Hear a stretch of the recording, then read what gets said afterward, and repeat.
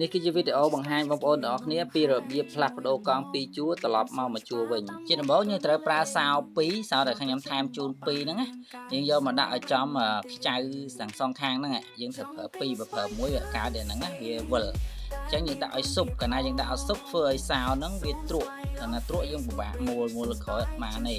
អញ្ចឹងយើងត្រូវបងប្រយ័ត្នដាក់វាឲ្យស៊ុបហើយចាប់តាមមួលវាហ្មងមួលដោះអាហ្នឹងចេញទៅ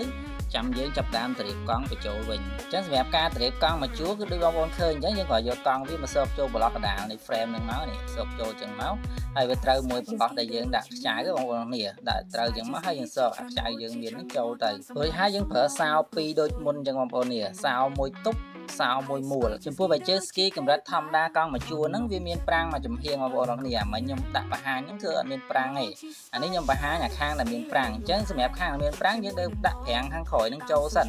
ដាក់ចូលដូចខាងខ្ញុំបង្ហាញហ្នឹងអញ្ចឹងបងប្អូននេះដាក់ចូលក្នុងហ្នឹងហើយទៅចាំយើងយកកង់មកសៀតចំប្លោះកដាលហ្នឹងសៀតចំប្លោះកដាលហ្នឹងហើយចំពោះខ្ចៅដែលយើងមួលខាងក្រោយបងប្អូននេះ